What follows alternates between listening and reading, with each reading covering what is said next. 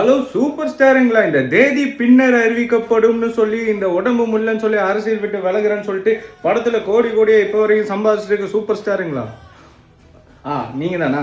ஏதாவது ஆதவனா உங்களுக்கு சப்போர்ட்டா தான் பேசியிருந்தாரு. டிவிகேல இருந்து பேசுறவங்க. நீங்க அவங்களுக்கு ஒரு அறிக்கை கொடுத்துருக்கீங்க. அதுவும் இன்னைக்கு செந்தில் பாலாஜி சார் சிபிஐ விசாரணைக்கு போகும்போது அறிக்கை கொடுத்துருக்கீங்க. சரிங்களா? அதுதான் கொஞ்சம் விளையாட்டா விஷயமா இருக்கு. 2 நாள் எங்க போனீங்கன்னு தெரியல.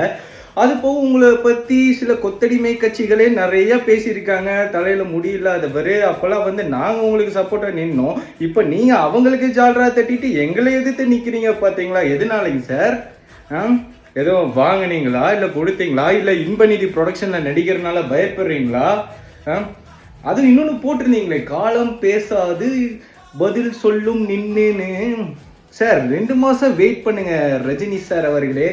கரெக்டான பதில் சொல்லும் காலம். காலா மாதிரி இல்லை இது கில்லியோட கோட்டை சார். சரிங்களா? 2 மாசத்துல காலமும் பதில் சொல்லும். ஸ்டாலின் சாரும் உங்களுக்கு பதில் சொல்ல போறாரு. படிச்சிருக்க ரஜினி, அதுக்கு நீங்க வாழ்த்துக்கள் சொல்லிட்டு போறீங்க. சரிங்களா? பேசுறதுக்கு வார்த்தைகள் இல்லையா? பேச மாட்டீங்க. பார்த்துருக்கணும் சார். இந்த மாதிரிலாம் அப்டேட்லாம் பண்ணக்கூடாது. நம்ம பசங்க விர்ச்சுவல் வாரியர்ஸ் எடுத்து பழசனும் நோண்டிடுவானுங்க. நீங்கள் இது வரைக்கும் 2 பேருக்கு தான் அறிக்கையை விட்டுருக்கீங்க. ஒன்று ஜெயலலிதா அம்மா, இன்னொன்று தலைவர் விஜய்.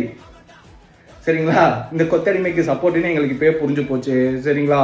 இந்த மாதிரி அறிக்கை, வெள்ளை பேப்பர் அறிக்கையெல்லாம் அதோ மற்ற நாளில் விடுங்க. அது ஒரு நியூஸை திசை திருப்பதற்கு விடுறாதீங்க. சரிங்களா? நன்றிங்க. படம் பார்த்து பண்ணுங்க. ஓகேங்களா? வைக்கிறேன்.